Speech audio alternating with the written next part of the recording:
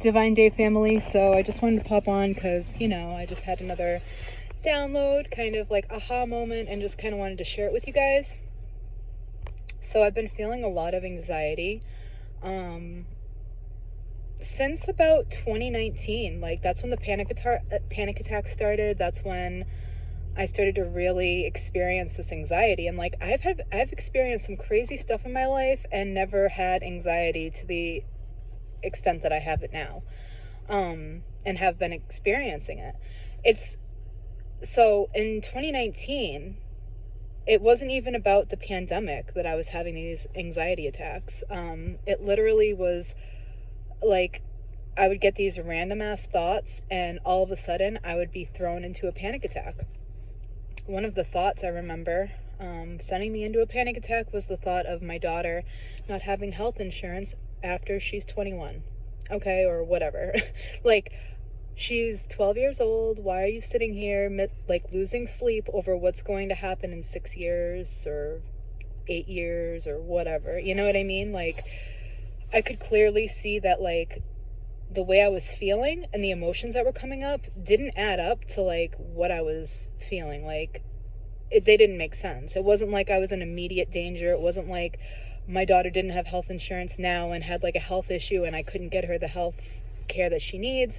Like, and so like, through this process of like this dark night of the soul that I experienced and am still experiencing, I thought I had gone through it and seen it out the other side, but now it seems as though a new level is being activated inside of me.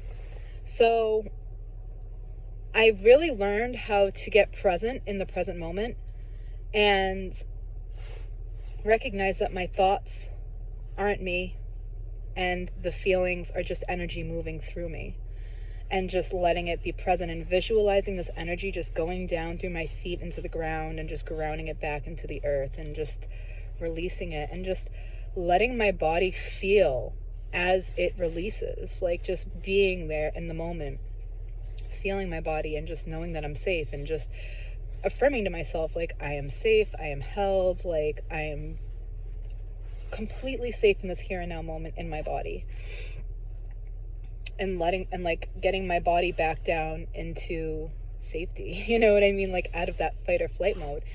And so now I had an event happen.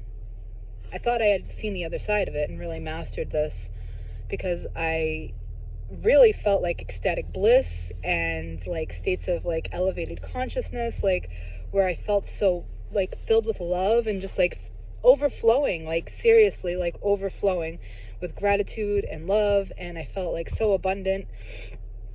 Sure, I'm like, I wasn't where I wanted to be, like, the end result of like being financially abundant, but like all of our needs were met, and like who could ask for more than that, right? Like you have food on the table, you have shelter, like all of your needs are met. Like, you might be living paycheck to paycheck, but I am grateful for the fact that all of our needs are met and that we're able to live, and then my car's engine blew, and I ended up getting a car without really doing the math. And at the same time that my car's engine blew, the Department of Transitional Assistance decided to cut back on the emergency assistance that they were giving to people due to COVID. So I lost over $800 in income that I had coming in for food. And then the car's engine died on top of it, right? And I wasn't really thinking about that aspect of like losing $800 in income. So I go to the car dealership and I'm not even thinking about that $800 loss, and they ask me how much I can afford for a car. I end up buying the car, and it's like $100 more per month for the payment, and the insurance is a little bit more too because it's a newer car. And after I sign the papers and I get home a couple days later, reality hits me. Holy shit, like, we just lost $800 in cash, to bring in for food. And then on top of that, we also are now having an extra, about $200 a month on top of what I already paid for my car payment. Like, so that's $1,000 when I was already living paycheck to paycheck. So you can imagine the level of like, what the fuck, right? Of like panic, of like, what am I going to do? How am I going to make this work? And of course, like, the first thought in my mind is like, oh, I can't work more hours, And so like all this old programming started to come up of like scarcity and like lack and like being afraid to step out of this little box that I'm in. And then I started to recognize how the assistance that the government gives us actually keeps us locked in a state of scarcity. And you're almost afraid to make too much money because 555, you're almost afraid to make too much money because you're afraid of losing your benefits. You're afraid. And what that stems from is the lack of, or the belief of lack of scarcity, right? Like, if I lose my benefits, I'm not going to be able to make enough money. Like, you can start to see the frame of the structure of the box that you have put yourself in, right? And like your limiting beliefs. And I'm just like, wow, holy fuck. Like, I'm afraid to work more hours to make ends meet, because if I do, then I lose my health insurance. And if I lose my health insurance, then I'm going to be paying for health insurance and co-payments. And, oh man, those are expensive. And that's just more money that I'd have to make. And so I just send myself into the spiral of like continuing to, right? Well, out of all of this, it's really pushed me to really introspect, right? What is this here and now moment teaching me? Because every experience that we go through, I am so dead set that every experience that we go through is a experience. It's a lesson for our soul in some way, shape, or form. Like, so what is this experience trying to show me? What is the mirror of this experience showing me? Because I know that my soul wouldn't be having me experience this if I didn't need to, right? It's serving me in some way. So how is it serving me?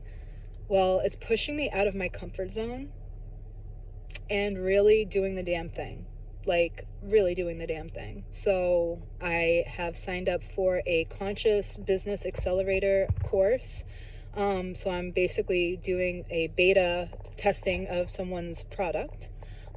Aaron Dowdy, actually, and two other guys, but I forget their names, Victor and Matt, but I don't know their last names. Great guys. And so I'm stepping out of my comfort zone, and I'm really starting to like do it. I'm like, I know that I'm supposed to be stepping out of my comfort zone and embracing like who I'm supposed to be. And I know that I've been playing small, and I know that my spirit is telling me like, you can't keep staying at your 9-to-5 job. You can't keep doing it. You can't, because you're expanding out of it. Like you have outgrown it almost, like, right? So I can feel that. I can feel it, and I can feel myself. I can feel the resistance of even going to work and doing the work, right?